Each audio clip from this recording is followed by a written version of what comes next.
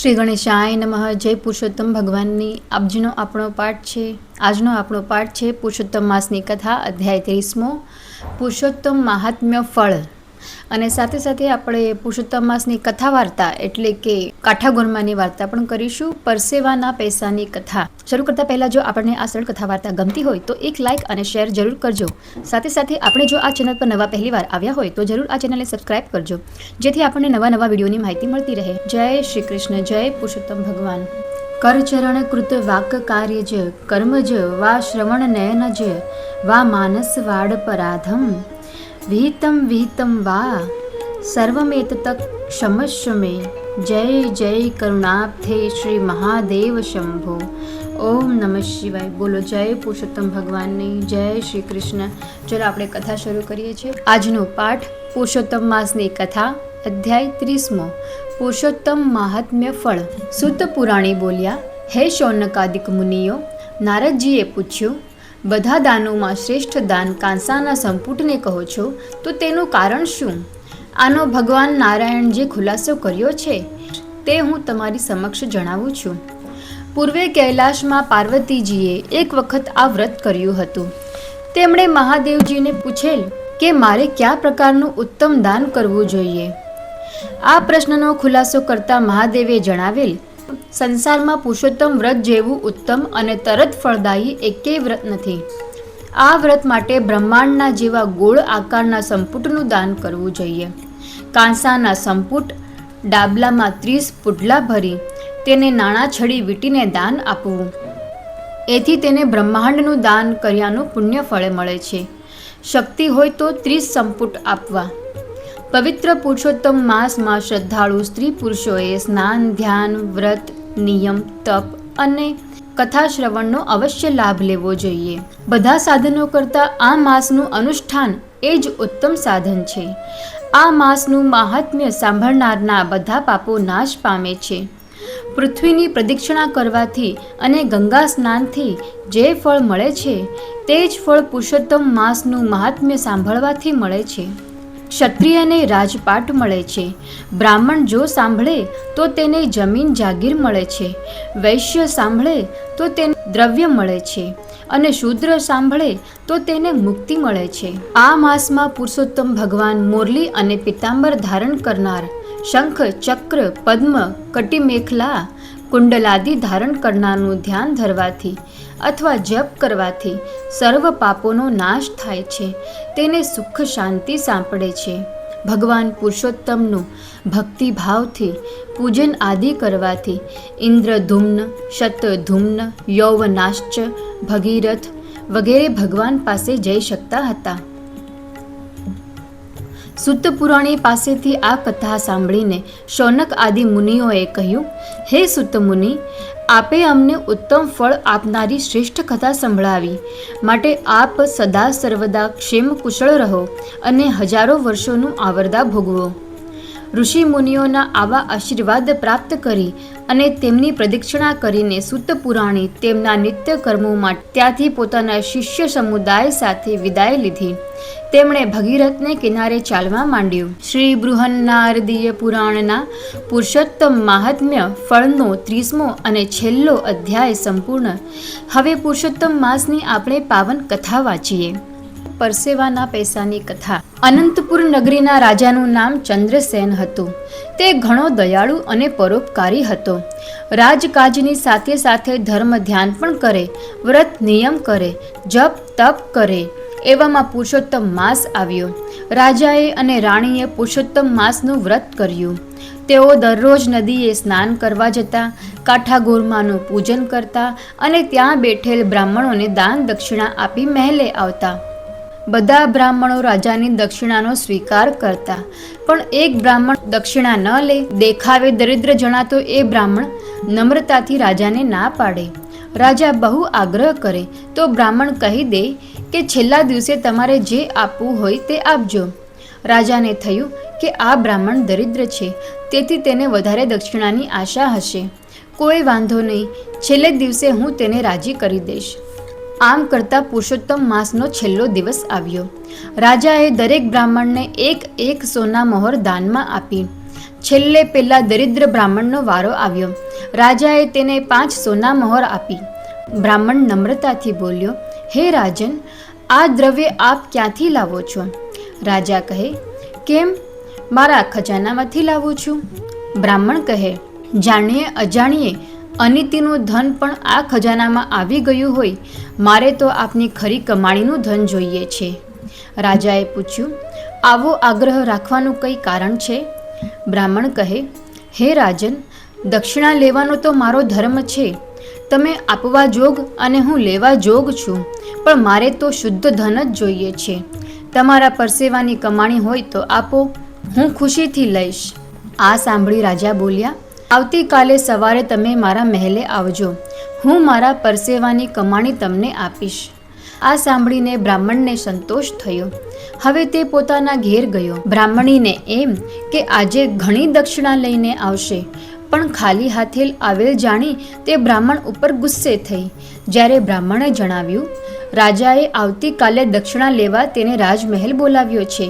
આથી બ્રાહ્મણી રાજી થઈ ગઈ. ગુસ્સો બધો ઉતરી ગયો. એને મનમાં થયું કે કાલે રાજા ઘણું બધું ધન આપશે, એટલે પોતાનું દરિદ્ર ફીટી જશે. સાંજ થવા આવી. રાજા ચિંતામાં પડ્યો. પરસેવો પાડીને કમાણી કરવાની હતી. જરા અંધારું થતાં રાજાએ મેલા ઘેલા ફાટેલા વસ્ત્રો પહેરી મજૂર વેશે મહેલના પાછલા બારણેથી બહાર નીકળી પડ્યો. જિંદગીમાં રાજ ચલાવવા સિવાય બીજું કોઈ કામ કરેલું નહીં, તેથી કોઈએ તેને કામે ન રાખ્યો. ચાલતા ચાલતા ચંદ્રસેન એક લુહારની કોઠે પહોંચ્યા. લુહાર દાતરડા ઘડી રહ્યો હતો. તે એક હાથે ધમણ ફૂંકતો જાય અને બીજા હાથે લાલ ચોળ થયેલ લોખંડ ઉપર હથોડાનો ઘા ઝીંકતો જાય. ચંદ્રસેને તેની પાસે જઈને કહ્યું, હું મજૂર છું, મને કામ આપશો? તમે જે કહેશો તે કરીશ. લુહારે કહ્યું, કામ તો છે, પણ આખી રાત ધમણ ફૂંકવી પડશે, હથોડાના ઘા મારવા પડશે. 8 કલાક કામ કરીશ તો તને 4 આના મજૂરી આપીશ. જો કબૂલ હોય તો કામ પર આવી જા. રાજાએ કામ કરવાની હા પાડી. લુહારના કહેવા મુજબ તે કામ કરવા લાગ્યો. થોડીવાર ધમણ હલાવતો, થોડીવાર પછી ગરમ લોઢા ઉપર હથોડા મારવા લાગી જતો. શરૂઆતમાં તેને કંઈ ખબર ન પડી, પણ ધીમે ધીમે તેના હાથમાં છાલા પડ્યા. માંડ કલાક પૂરો થતાં તે તો પરસેવાથી રેબઝેબ થઈ ગયો. હાથમાં એવા છાલા પડ્યા કે હથોડો પણ પકડાતો ન હતો. રાજાના આંખે અંધારા આવવા લાગ્યા. તેના હાથોને હથોડો પકડવાની પણ તાકાત ન રહી. એ તો ત્યાં ને ત્યાં બેસી રહ્યો.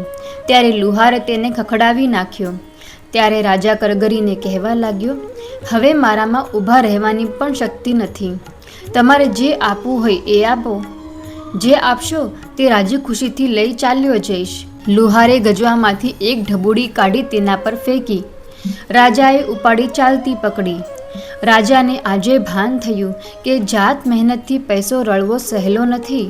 તે ઢબુડી લઈને મહેલે આવ્યો અને મજૂરના કપડાં કાઢી નાખી હાથ પગ ધોઈ હાથે લેપ લગાવી સૂઈ ગયો. પ્રાતઃકાળે રાજાએ ઉઠી સ્નાન કરી પૂજા પાઠ કરી મહેલની અગાશીએ બ્રાહ્મણની રાહ જોતો ઊભો રહ્યો. થોડી વારમાં બ્રાહ્મણ ત્યાં આવી પહોંચ્યો. રાજાએ નીચે ઉતરી બ્રાહ્મણને બેસાડ્યો. પછી રાજાએ ખિસ્સામાંથી ઢબુડી કાઢી બ્રાહ્મણને દક્ષિણામાં આપી. બ્રાહ્મણે પ્રેમથી દક્ષિણા સ્વીકારી લીધી અને રાજાને આશીર્વાદ આપ્યા કે પુરુષોત્તમ ભગવાનની કૃપાથી તમારા ત્યાં 9 માસે પારણું બંધાશે. આશીર્વાદ આપી બ્રાહ્મણ ઘેર ગયો અને જોડીમાંથી ઢબુડી કાઢી બ્રાહ્મણીના હાથમાં મૂકી. બ્રાહ્મણીને આ ઢબુડી જોઈ એવો તે રોષ આવ્યો કે તેણે ઢબુનો બહાર ઘા કરી બ્રાહ્મણને ભાંડવા લાગી. બ્રાહ્મણ ઢબુ શોધવા માંડ્યો, પણ ઢબુ ક્યાંય હાથમાં ન આવ્યો. ત્યારે તે ભગવાનને વિનવવા લાગ્યો, હે પ્રભુ, મારી અજ્ઞાન પત્ની સામે ન જોશો. બ્રાહ્મણીના હાથે ફેંકાયેલ ઢબુ તેમના જ તુલસી ક્યારામાં દટાઈ ગયો. ભગવાનને કરવું તે એનો છોડ ઉગ્યો. થોડા વખતમાં તે છોડ ઉપર નવી જાતની શીંગો આવી. એક દિવસ બ્રાહ્મણીએ નવીન છોડની શીંગો ફોલીને તેમાંથી દાણા કાઢ્યા. દાણા જોઈ બ્રાહ્મણી નવાઈ પામી. આ સામાન્ય દાણા ન હતા, પણ સાચા મોતીના દાણા હતા. તે તો દોડતી જઈને પતિને છોડ પાસે લઈ આવી અને એક શીંગ ફોલી તેમાંથી ઝેર દાણા નીકળ્યા તે બ્રાહ્મણને બતાવ્યા. બ્રાહ્મણ પણ આ દાણા જોઈ દિગ્મૂઢ થઈ ગયો. ખરેખર દાણા મોતીના જ હતા. બ્રાહ્મણ સમજી ગયો કે આ છોડ બીજું કંઈ નહીં પણ રાજાએ આપેલ અને પોતાની પત્નીએ બહાર ફેંકી દીધેલ ઢબુનો ચમત્કાર છે. પછી તો રોજ 5 શીંગો છોડ ઉપરથી ઉતારવામાં આવતી. તેમાંથી 25 મોતી નીકળતા. તે તેઓ બજારમાં વેચી રોકડ રકમ ઊભી કરી લેતા. થોડા વખતમાં બ્રાહ્મણની દરિદ્રતા ચાલી ગઈ અને તે ધનવાન બની ગયો. બ્રાહ્મણીને પણ પતિની શ્રદ્ધા ઉપર વિશ્વાસ બેઠો. તેને પણ ખરી કમાણીનું મહત્વ સમજાવવા લાગ્યો. બ્રાહ્મણના પડોશીઓ એકાએક બ્રાહ્મણને ધનવાન બનેલો જોઈને વિસ્મય પામ્યા. તેમને આમાં કંઈ ભેદ લાગ્યો અને તેઓએ તપાસ કરી તો જાણવા મળ્યું કે તેના આંગણામાં પૈસાનું ઝાડ ઉગ્યું છે. તેના ઉપર શીંગો થાય છે અને આ શીંગોમાંથી મોતીના દાણા નીકળે છે. બ્રાહ્મણે પોતાના મકાનની આસપાસ કાંટાળી વાડ બાંધી દીધી અને પતિ પત્ની ઝાડની દેખરેખ રાખતા એટલે ત્યાં કોઈ આવી શકે તેમ ન હતું. આ વાત ઉડતી ઉડતી પ્રધાનને કાને આવી. વાત સાંભળી પ્રધાનની દાનત બગડી અને તે છોડ પડાવી લેવા માટે એક દિવસ 2-3 સિપાહીઓને લઈને બ્રાહ્મણને ઘેર ગયો ને કહેવા લાગ્યો, હે ભૂદેવ, આ છોડ તમે રાજાએ આપેલ ઢબુમાંથી થયેલ છે, માટે તે રાજાનો ગણાય. તમે આટલા દિવસ લાભ લીધો તો ભલે લીધો, હવે રાજાને છોડ લઈ જવા દો. બ્રાહ્મણ કંઈ બોલ્યો નહીં, પણ બ્રાહ્મણી બોલી, કોણે કહ્યું કે આ રાજાના ઢબુનો છોડ છે? આ તો અમારા પુણ્યનું અને પુરુષોત્તમ માસના વ્રતનું ફળ છે. પ્રધાન ખંધુ હસતા બોલ્યો, અમે ખાતરી કરવા માંગીએ છીએ કે આ છોડના મૂળમાં ઢબુ છે કે કેમ. જો ઢબુ નહીં હોય તો અમે ચાલ્યા જઈશું. આમ કહી પ્રધાને મજૂરોને બોલાવી છોડ ખોદી કાઢવાની આજ્ઞા આપી. બિચારા બ્રાહ્મણી લાચાર બની જોઈ રહ્યા. તેઓ પુરુષોત્તમ ભગવાનનું સ્મરણ કરી રહ્યા હતા. છોડવાળી જમીન ખોદવાનું કામ ચાલુ થયું. જમીન ખોદાતી જતી હતી, તેનું મૂળ દેખાતું નથી. મજૂરો ખોદી ખોદીને થાકી ગયા, પણ છોડનું મૂળ દેખાતું ન હતું.